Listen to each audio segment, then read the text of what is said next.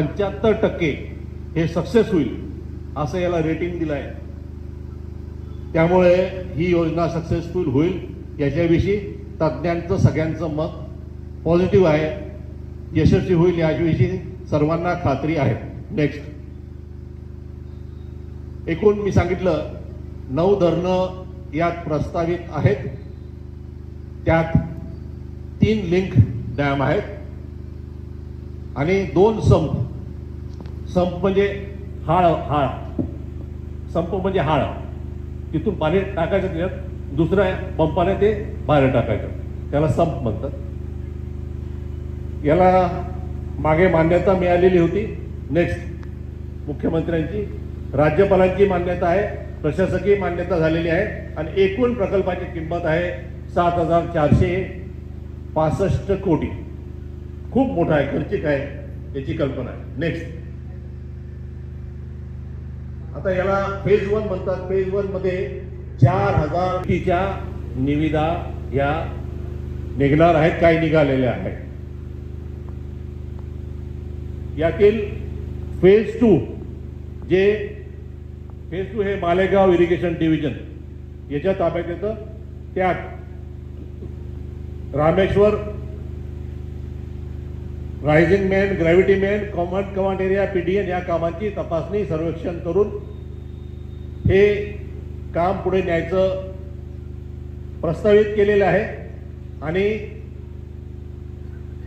चनकापूर डावा म्हणजे गिरणा डावा, ज्याचं ठेंगोड्यापासून पिकअप आहे, पिकअप वेअर कुठे आहे त्याचं, ठेंगोड्याला आहे. तिथून 0 ते 26 इथे हा कॅनॉल ज्या क्षमतेचा आहे त्याच्या दुप्पट क्षमतेचा करून अस्तरीकरणाचा प्रस्ताव आहे. म्हणजे डावा कालवा हा थेट अजनपर्यंत शेवटचं टोक येतं. अरे मला जास्त माहिती आहे, त्याचं नाव तुला काय माहिती आहे का? किती शिकलाय तू? हा गिरणा धरणाला कालवा नव्हता. डावा कालवा हा पपांनी गिरणा धरणातून काढला, त्याला पांजण डावा म्हणतात. आणि तो बॅकवॉटरमधून काढलेला कालवा आहे. इरिगेशनच्या कॉन्सेप्टमध्ये तसं नव्हतं, त्याला पांजण डावा म्हणायचं. हा चनकापूर डावाच आहे. मी जे म्हणतोय त्याला पूर्वी गिरणा डावाच म्हणायचे. गिरणा उजवा कॅनॉल नव्हता. गिरणा उजवा कॅनॉल हा पण पपांच्या काळातच केला.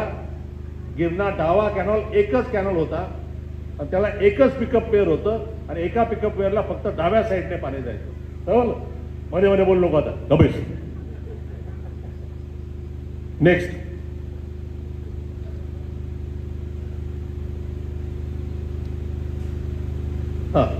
मी म्हटलं की मालेगाव पाटबंधारा डिव्हिजन मधून गिरणा नदी जोड योजनेच्या भाग 2 अंतर्गत गिरणा डावा काजवा ते अजंग लघु पाटबंधारे तलाव हे इथपर्यंत आणि तिथून पाणी उचलून त्या लघु पाट म्हणजे छोटा डॅम आहे पण तिथे पाणी टाकायचं, तिथून पाणी उचलायचं आणि मोसमच्या 9 गावांना, म्हणजे कुठे जाईल ते, ओवाडी आहे ना, ओवाडी कोणाला माहिती आहे? रमेश पाटील, ओवाडी माहिती आहे ना? तिची पाण्याची योजना केलेली आहे. मोसमचं पाणी उचलून त्या 9 गावांना पाणी पुरवलं जातं. तसंच हे पाणी तिथे न्यायचं, तिथून सोडायचं.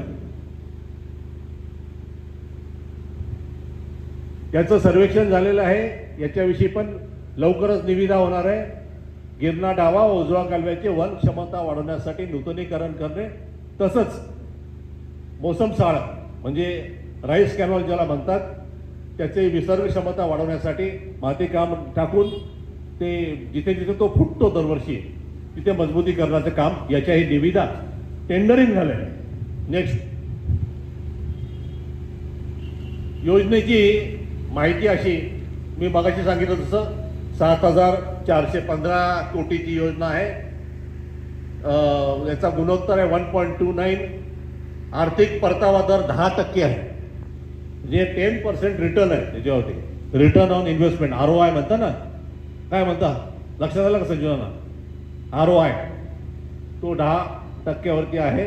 एकूण पाणी साठा आहे 188 दशलक्ष घनमीटर स्थानिक वापर, म्हणजे जिथे पाणी अडवणार आहे तिथे फक्त 17 TMC पाणी वापरलं जाणार, म्हणजे सुरगाणा आणि त्या परिसरामध्ये फक्त 17 TMC आहे.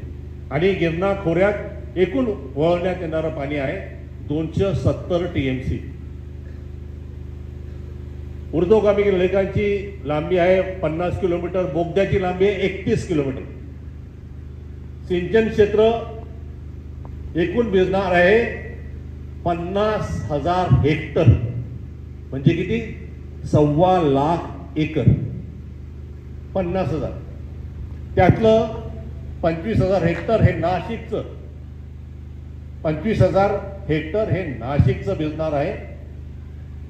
उपसा जलसिंधन म्हणजे त्याच्याजवळ लिफ्ट करणार आहे, त्या लिफ्टची उंची आहे 400 मीटर. त्यासाठी लागणारं युनिट आहे 407 मेगा युनिट्स. एकूण वापर, विजेचा वापर आहे 88.282 मेगावॉट. याची किंमत आहे 141 कोटी. आणि यासाठी लागणारी जमीन ही फारशी नाही, पण त्यातली जी जागते आहे डोमेन, त्यातली 2/3 जमीन ही शासनाची आहे.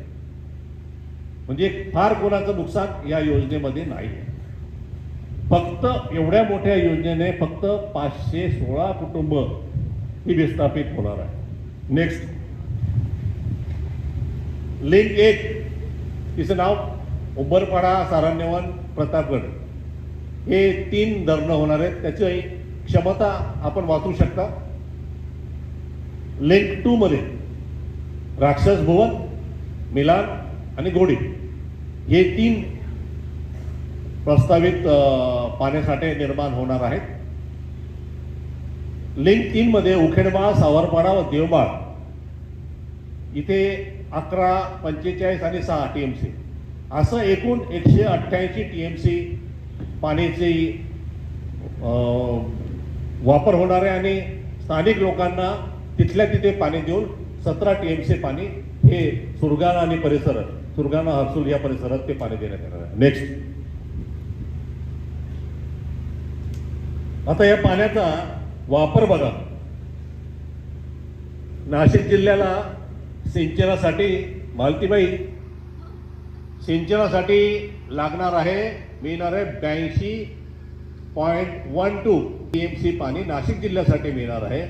पिण्यासाठी आता पाणी उपलब्ध आहे तर प्यायला पण द्यावंच लागणार, म्हणून 28 TMC पाणी.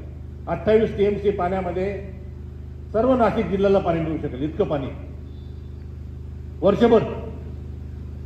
लक्षात आलं? औद्योगिक वापरासाठी सुद्धा 36 TMC म्हणजे गिरणा डॅम पेक्षा मोठं, जेवढा साठा आहे त्याच्यापेक्षा मोठं पाणी. एकूण थोडाफार त्याच्यातून लॉसेस होतील, एस्टिमेटेड लॉसेस आहे 13 TMC. एकूण सगळं एवढं पाणी डिस्ट्रीब्यूट करताना कुठे ना कुठे लॉसेस होणार आहेत. आणि असं आपल्याला 160 TMC पाणी या फेजमध्ये मिळत आहे. नेक्स्ट, आता हे लाभक क्षेत्र कसं असणार आहे, तर उजव्या कालव्याच्या खाली येणार आहे. आपण त्याच्या नेक्स्ट 2 नंबर 3 नंबर पासून आपण चालू होतो.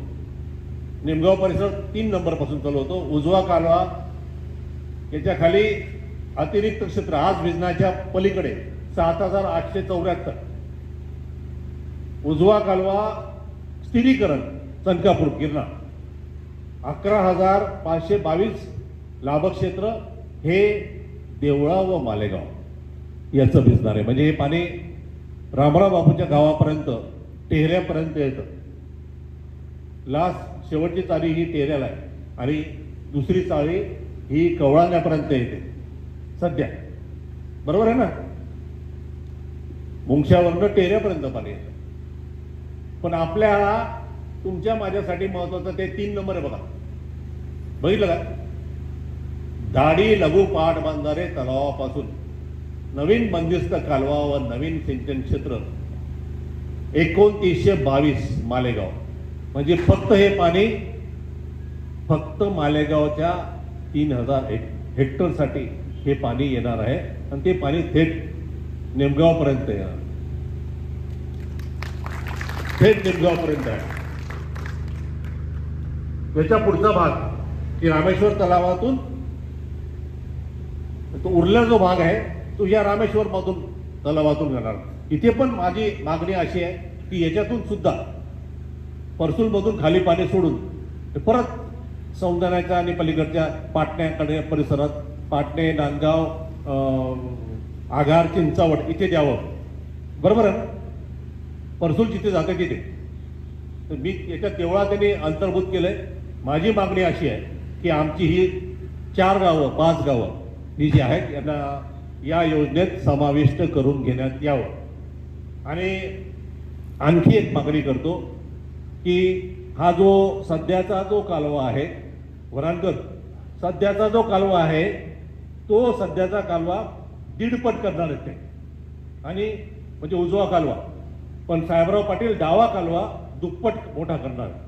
तर माझी मागणी अशी आहे की हाव बी दुप्पट करा. कुठला? चनकापूर उजवा, गिरणा उजवा, म्हणजे जास्तीत जास्त पाणी पोहोचेल. त्याच्यानंतरचा जो आहे त्यात परत सगळं लाभक्षेत्र हे तुमच्या आमच्यात आहे. हे पाणी मोसम खोऱ्याअंतर्गत, म्हणजे मी मगाशी सांगितलं तसं मोसम नदीमध्ये नदीच्या पलीकडे जाऊन अगदी ओवाडीपर्यंत जाऊन हे पाणी सोडून त्या भागात माळमाथ्याच्या किंवा काठवण परिसरामध्ये हे पाणी पोहोचणार आहे.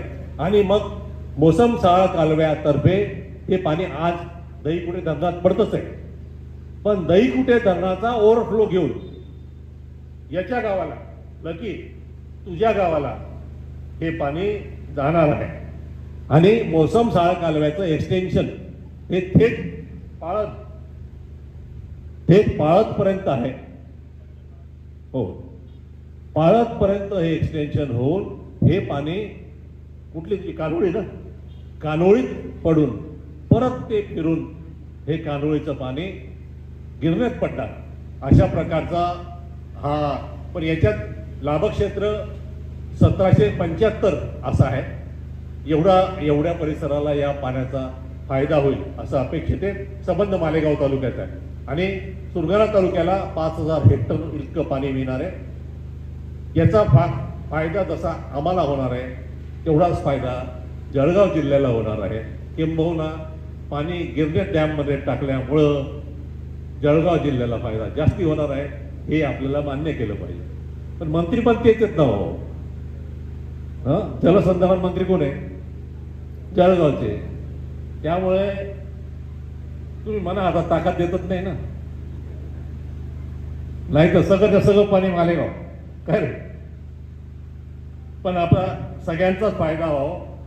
एकमेका सहाय्य करू अवघे धरू सुपंत. नेक्स्ट काय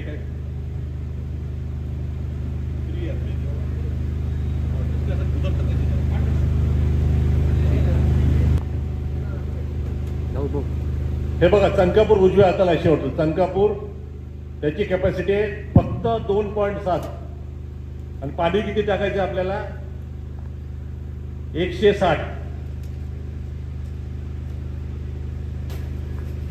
म्हणजे चनकापूर हे 10 टाइम्स ओव्हरफ्लो होईल इतकं पाणी त्या धरणात पडणार.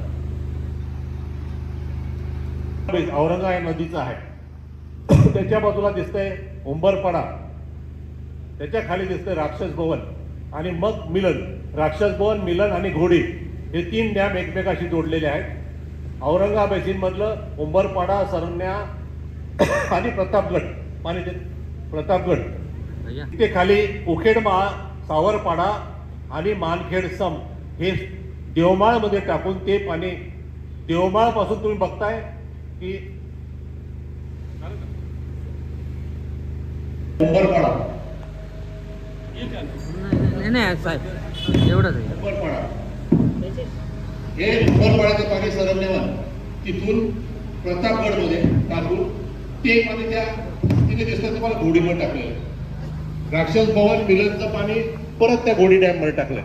आणि इकडे खाली उखेडमाळ, सावरपाडा, मानखेड याचं पाणी पण परत तिथे टाकलेलं आहे आणि ते पाणी सगळं उचलून सनकापूर इथे जो खाली कळवण तालुक्यातला बंधारा डॅम आहे तिथे टाकलेलं आहे. असा हा प्रोजेक्ट आहे. नेक्स्ट, आता हे लाभक क्षेत्र त्यांनी दाखवलंय. लाभक क्षेत्र तुम्हाला सहजपणे समजेल. तो तिथे चनकापूर डॅम डावीकडे छोटा दिसतो पाण्याचा, लक्षात आलं का तो, आणि खाली हे 19,396 हेक्टर हे क्षेत्र ते आपलं आहे. तो ठेंगोळा पिकअप वेअर हा इकडे खाली,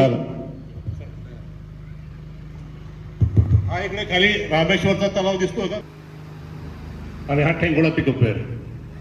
हे पाणी गेलेलं इकडे, शेवटी फायनली पाणी इकडे येणार आहे. आणि आपल्याला किती पाणी मिळणार आहे? किती? 19,000 म्हणजे 20,000 जवळपास TF. एवढं मोठं क्षेत्र भिजणार आहे. 20,000 हेक्टर कमीत कमी. ओव्हर एस्टिमेट केलं तर जास्त पण दिसेल. प्रकल्पाचा आढावा आपल्या समोर मांडलेला आहे.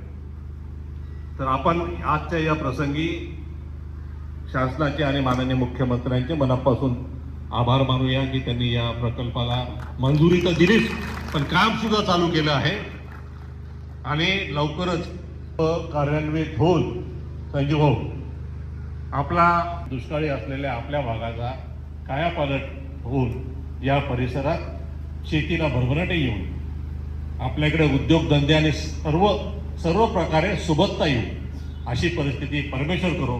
पण त्यासाठी आम्हाला झगडावं लागेल, भांडावं लागेल.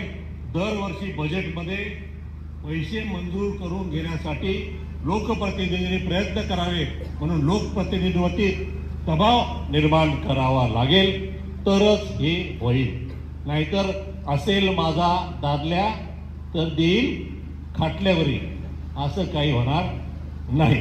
आपल्या सर्वांना प्रयत्न करावे लागतील. मनापासून या प्रकल्पासाठी मागणी ठेवावी लागेल. आणि जर तुम्ही चनकापूर डावा हा दोन पटीने हा कालवा मोठा करणार असाल तर आमचाही कालवा 1.5 पट न करता हा उजवा कालवा हा पण 2 पट करावा, अशी ही मागणी माननीय महामंत्री साहेब आपल्याला करावी लागेल, माननीय मोठा भाऊ आपल्याला करावी लागेल, अशी आजच्या या प्रसंगी अपेक्षा व्यक्त करतो. या प्रकल्पासाठी तुमचे सर्वांचे आशीर्वाद असणं गरजेचं आहे. कारण जेव्हा जेव्हा कुठलाही मोठा प्रकल्प येतो तर त्याला दैवी आशीर्वाद पण लागतो, काय बरोबर? देवाचाही आशीर्वाद लागतो. आणि तो देवाचा आशीर्वाद हा जनता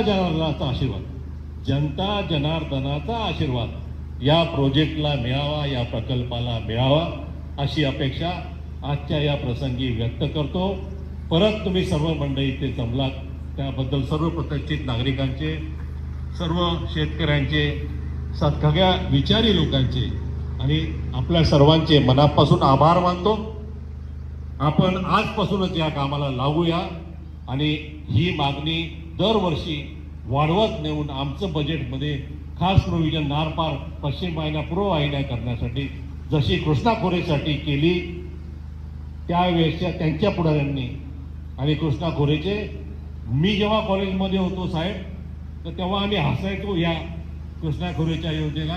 डोंगरावरती पाणी नेऊन 150 मीटरचा ताकारीचा डोंगर होता, त्या डोंगरावरती पाणी नेलं आणि तिथून पाणी खाली सोडलं कृष्णेचं. आम्हाला पटायचं नाही, इंजिनिअरिंगचे स्टुडंट होतो म्हणून आश्चर्य वाटायचं की हे कसं शक्य आहे, पण झालं ना साहेब, शक्य झालं. कृष्णा खोऱ्यात जे पाणी काय फिरवलेलं आहे ते सर्व लिफ्ट इरिगेशनने फिरवलं. म्हणजे किती अवघड काम होतं, पण तिथले लोकप्रतिनिधी हे पूर्वीपासून चतुर आहेत हे आपण अनुभवाने जाणतो आणि त्यामुळे त्या परिसराचा विकास आपल्यापेक्षा जास्त झाला. नाहीतर पहिला कारखाना सहकार तत्वावरचा पवरा आणि दुसरा गिरणा हे दोन्ही उत्तर महाराष्ट्रात आहेत साहेब. सहकारी साखर कारखाना सांगलीनंतर वाळवानंतर, कृष्णानंतर तोपर्यंत आपल्या परिसरामध्ये एका वेळेस 2-2 आणि 3-3 कारखाने चालू होते. येवल्याला 2 कारखाने होते, मालेगावला 2 होते, रावळगाव आणि गिरणा, श्रीरामपूरला 2 होते, हरेगाव, श्रीपूरला 2 होते, आणखी पुढे असे इतका आपल्या परिसरात असलेलं पाणी. पण आपण कुठेतरी कमी पडलो आणि आपल्या लोकप्रतिनिधींवरती आपण विश्वासही टाकला नाही आणि त्यांना बाजूही दिली नाही. ही वस्तुस्थिती आहे. पण भविष्यात असं आपण करणार नाही. आणि पुढच्या स्टेज मागचा शहाणा. आता आम्ही शहाणे झालेलो आहेत. रमेश पाटील चौकटपाडा यांच्यातर्फे आपल्या सर्वांचं मनापासून आभार मानतो. जय हिंद, जय महाराष्ट्र.